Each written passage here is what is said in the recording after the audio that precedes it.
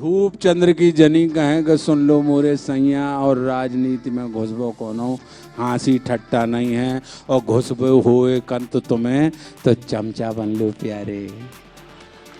घुसने होए कंत तुम्हें तो चमचा बन लो प्यारे, और जो कहूं दिन को रात कहे तो तुम चमका दो तारे। बोले हाव में हाव मिला के फिर मन चाहो पद लइए। हाँ, जड़िया जी बैठे हैं, अगर हम भूल गए तो आपको याद रहेगी सर, आपको तो याद हुई है। क्या वे कह रहे हैं, अपने स्वर्गीय हैं अपने जगन्नाथ प्रसाद जी सुमन, बुंदेलखंड के कवि रहे हैं। अब कितनी सरल बात में कितनी बड़ी व्यवहारिक बात वो बता रहे हैं, और कितना बड़ा सूत्र वो दे रहे हैं, और कितना आज के दौर का दर्शन करा रहे हैं वो, और आपको और हमको बता रहे हैं। अब ये हमारे और आपके ऊपर निर्भर करता है। कह रहा है कि जी के राज में रहिए, ऊ की ऊंसी कहिए, और ऊंट बिलैया ले गए तो हाजू हाजू कहिए। अब कभऊ कोई बिलैया ऊंट ले जा सकत, मगर अब हो गई भैया, कह ही दई। तो बोले जी के राज में रहिए, ऊ की ऊंसी कहिए, और ऊंट बिलैया ले गई तो हाजू हाजू कहिए। और गाय दुधारू चाहिए, गाय दुधारू चाहिए तो दो लातें भी सही है। बहुत व्यवहारिक बात कि अब तुम कहो कि नहीं हमें दूध दूध देवे वाली गाय भी दे दो, मरकू नहीं हो, ऐसे कैसे हुई है?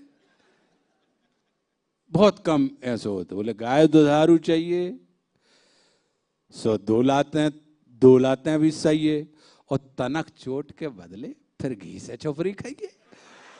मतलब ये कह रहा हूं तना मना लगा जात भूल भाल जाओ, काहे? बोले घी से चोपड़ी खावे मिले। और बोले धूप चंद्र की जनी कहें कि सुन लो मोरे सैया।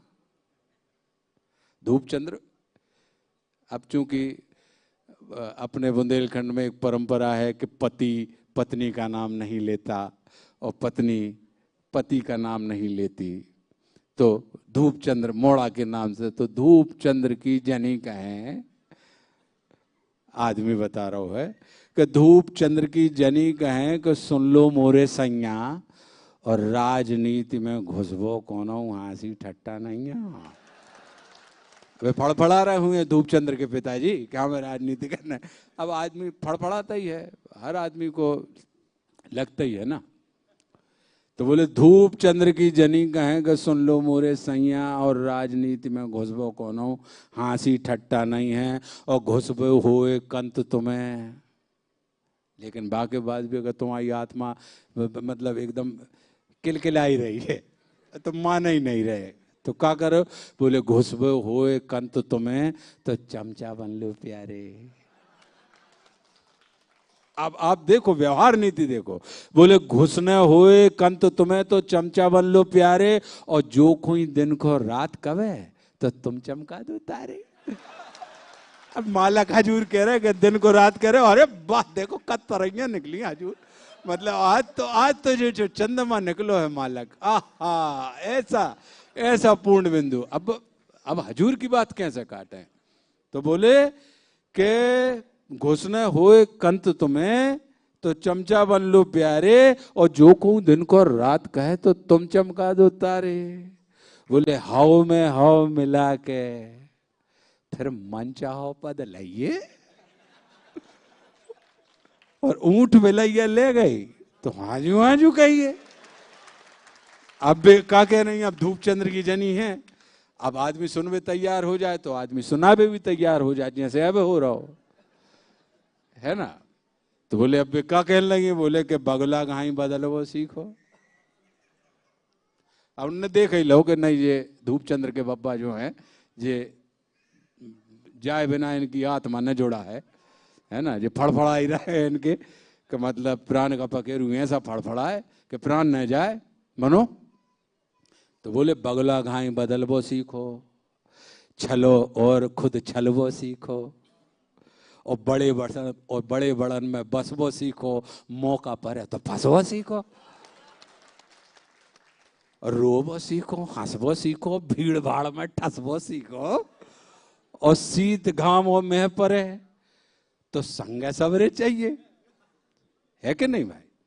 ऊंट में लइया ले गई तो हाजू हाजू कहिए। अब बोले हाजू के गुण क्या है, यस सर के गुण क्या है?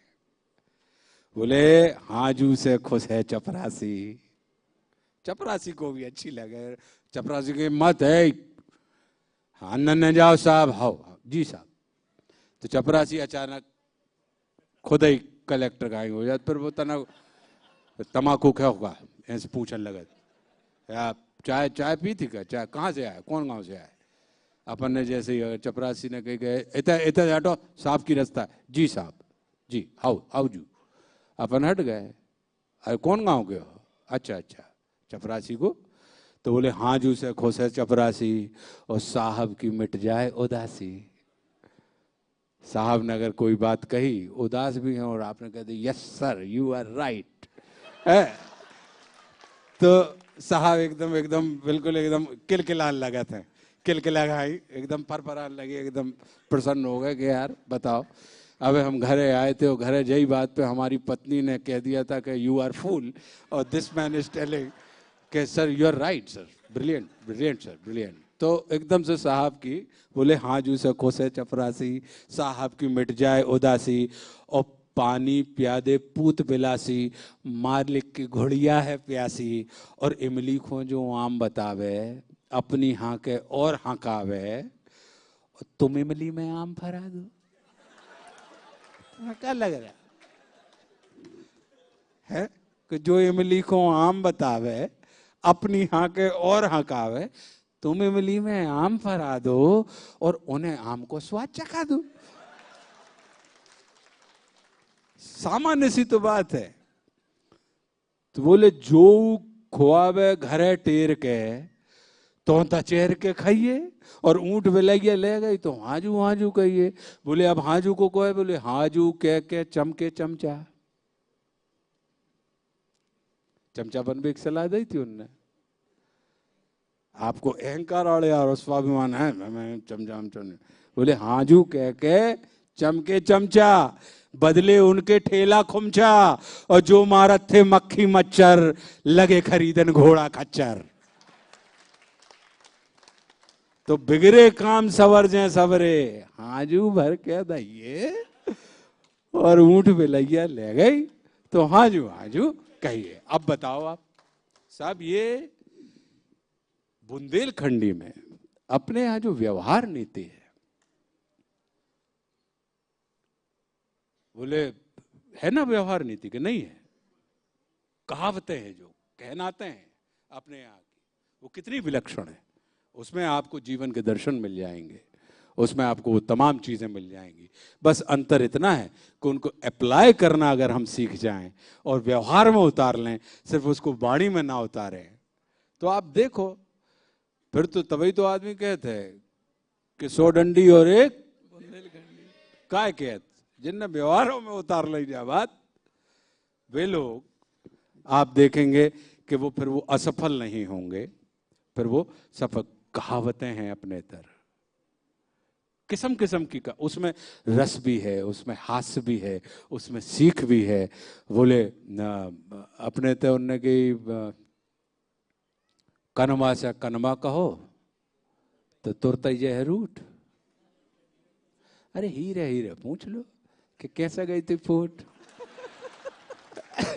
ना बात सही है। अब आपकी जिज्ञासा भी है, आप वह कनवा भी कहने हैं मान लो, तो जो व्यंग विधा आई है, इसीलिए हरिशंकर परसाई बुंदेलखंड की भूमि पे हैं, क्योंकि बात कहनी भी है। व्यंग का मतलब क्या है कि समाज के विकृत अंग को कुछ इस तरीके से कहा जाए कि समाज को उसकी वास्तविकता का पता भी चल जाए और बुरा भी ना लगे, उस विधा को व्यंग कहा जाता है।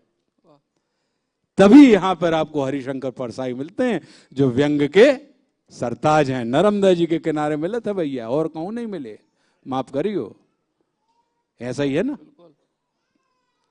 अपने होशंगाबाद के पास के गांव के थे बाबई के, माखनलाल चतुर्वेदी, भवानी प्रसाद मिश्र, ऐसे जो लोग हैं।